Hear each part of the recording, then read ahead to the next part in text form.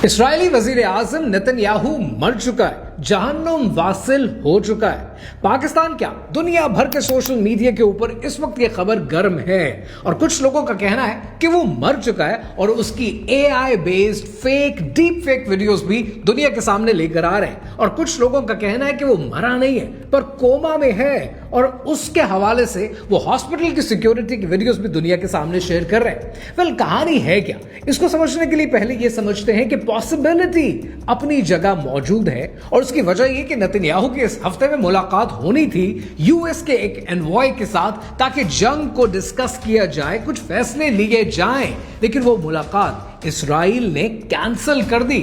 अब यहां पर समझने वाली बात यह है कि जंग में मुलाकातें होती भी हैं, कैंसिल भी होती हैं, रीस्केड्यूल भी होती हैं, तो बजाते खुद ये तो कोई प्रूफ नहीं है।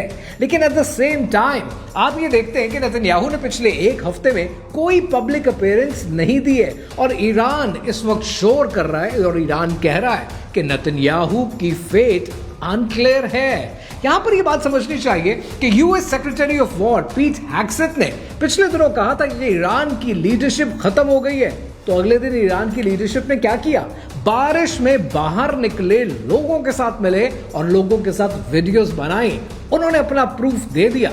लेकिन नेतन्याहू का प्रूफ नहीं आया और उस प्रूफ के तौर पर इस्राइल के मीडिया ने नेतन्याहू की एक वीडियो रिलीज की है जहां पर वो प्रेस के सवालों के जवाब दे रहा है, यानी फिर भी पब्लिक अपीयरेंस नहीं है। और जो वीडियो शेयर की है, जब आप उस वीडियो को फोरेंसिक में लेकर जाते हैं तो आप देखते हैं कि वो एक एआई बेस्ड वीडियो लगती है, क्योंकि नेतन्याहू की 5 की बजाय 6 उंगलियां आ जाती हैं और कुछ जगहों पर वीडियो में आप ये देखते हैं कि 6 उंगलियों के अलावा नेतन्याहू की बात करते हुए कुछ दांत गायब हो जाते हैं और कुछ दांत आ जाते हैं। यानी अगर ये भी एक एआई बेस्ड वीडियो है तो सवाल ये है कि नेतन्याहू कहां है। एट द सेम टाइम एक और प्रूफ के तौर पर जो लोग बात कर रहे हैं वो ये कहते हैं कि यूएस सेक्रेटरी बेसेंट एक इंटरव्यू दे रहे थे और उस इंटरव्यू के दौरान उन्हें पैगाम आया कि इंटरव्यू रोके, यूएस प्रेसिडेंट डोनाल्ड ट्रंप आपको सिचुएशन रूम में बुला रहे हैं। और बेसेंट ने इंटरव्यू वहीं छोड़ा और उठकर चले गए। लेकिन जब यूएस सेक्रेटरी बेसेंट वापस आए कुछ घंटों के बाद इंटरव्यू देने के लिए, तो उनका रंग उड़ा हुआ था और जुमले आपस में मिल नहीं रहे थे। To go to the situation. How's the president? Was he stressed? No, the president is in great spirits. The Iranian mission is proceeding well ahead of schedule, and I have to tell you, well, that I've a teenager who's considering. इसी दौरान इस्राएली हुकूमत ने एक tweet की Netanyahu के बारे में और उन्होंने ये लिखा कि नेतन्याहू की फेट के बारे में बहुत सी बातें की जा रही है जो कि अनकन्फर्म्ड हैं और राब्ता कायम करने की कोशिश की जा रही है। और फिर चंद ही लम्हों के अंदर उस ट्वीट को डिलीट कर दिया गया। इस वजह से लोगों का शक और पड़ता है कि आखिर नेतन्याहू है कहां, कहानी क्या है, आइए समझते हैं।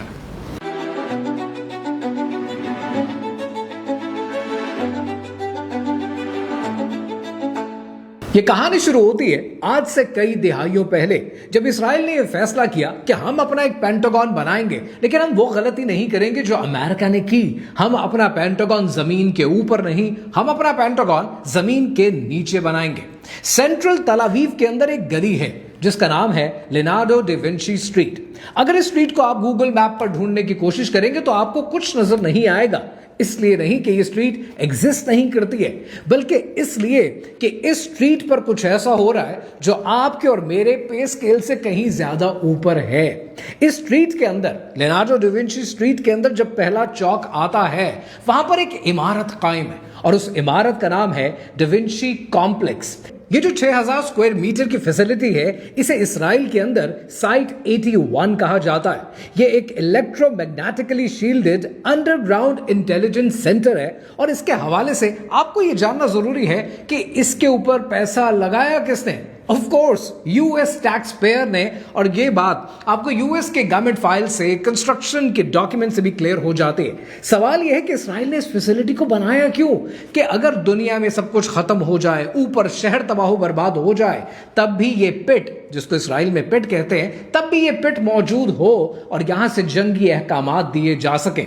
न्यूयॉर्क टाइम्स को एक कंट्रोल्ड एक्सेस दिया गया इस फैसिलिटी का, और न्यूयॉर्क टाइम्स ने लिखा है कि ये ऐसी फैसिलिटी है जो कि नर्व सेंटर है, और यहां पर 70 लोग बैक वक्त में बैठते हैं बड़ी बड़ी स्क्रीन्स के सामने और जंग के हवाले से डिसीजंस लेते हैं, और शिफ्ट्स में यह काम चलता है और इसराइल की स्ट्राइकिंग पोजीशन के डिसीजंस यहीं से लिए जाते हैं। अब आपको एक इंटरेस्टिंग बात बताता हूं। जून 2025 में इसराइल, अमेरिका और ईरान की जंग हुई।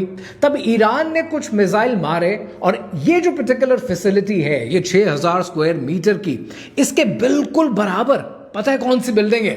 ये इसराइल का मिनिस्ट्री ऑफ डिफेंस है, जिसको इसराइल में किरिया भी कहते हैं, और इसे इसराइल के अंदर फोर्ट्रेस ऑफ जायन भी कहा जाता है। सो ईरान ने जून 2025 में ये क्लेम किया कि हमने किरिया के ऊपर अटैक किया है। खामोशी, इसराइल की तरफ से मुकम्मल खामोशी हुई, और फिर कुछ दिनों के बाद जेरूसलम पोस्ट ने रिपोर्ट किया कि हां, किरिया के ऊपर भी अटैक हुआ है। और उसके बाद से इसराइल ने इस स्ट्रीट के सारे इमेजेस गूगल पर लाने से इनकार कर दिया, कैमरास बंद कर दिए, स्ट्रीट को कॉर्डन ऑफ कर दिया, और साथ ही अनाउंस किया कि प्राइम मिनिस्टर हाउस को रेनोवेशन की जरूरत है, हम अभी रेनोवेशन का काम कर रहे हैं। आप रेनोवेशन का काम कर रहे थे, या फिर आप अपने किरिया की और इस साइट 81 की मुरम्मत कर रहे थे? अब यहां समझने वाली बात पता है क्या है? समझने वाली बात यह है कि जब से इस साल इसराइल, अमेरिका ने ईरान के ऊपर हमला किया है, ईरान एक एक हमले को रिपोर्ट कर रहा है। ईरान कहता है कि मैंने 27 अमेरिकन एयर बेसिस पर हमला किया है। ईरान कहता है कि मैंने 7 एयर डिफेंस सिस्टम्स को, रेडार सिस्टम्स को तबाह बर्बाद किया है। ईरान कहता है कि मैंने बेन गुरियन एयरपोर्ट पर हमला किया है, और ईरान ने यह भी कहा है कि मैंने अपना top of the line Khyber शिकन मिसाइल, जो 2000 किलोमीटर दूर जाकर मारता है, वो किरिया पे चलाया है, यानी इसी साइट पर, साइट 81 पर चलाया है। तो पॉसिबिलिटी तो बनती है कि बेन गुवीर जैसे या बेंजामिन नेतन्याहू जैसे जो डिसीजन मेकर्स हैं, वो इस साइट 81 में मौजूद थे, और शायद वो अब नहीं रहे। अब यहां पर सवाल यह बनता है कि क्या नेतन्याहू वाकई मर चुका है या नहीं? To be honest with you, I don't know. ये भी हो सकता है कि ये इसराइल की एक आर्ट ऑफ वॉर हो, एक स्ट्रैटेजी हो, बट हु नोस, दिल्ली दूरस्थ। यहां इस वक्त मेजर सवाल यह है कि अगर नेतन्याहू मर गया है, या अगर गायब है, कोमा में है, नहीं मरा है, इस वक्त अमेरिका के पास, डोनाल्ड ट्रंप के पास क्या ऑप्शंस बचते हैं? इस वक्त डोनाल्ड ट्रंप के पास सिर्फ 2 ऑप्शन बचते हैं।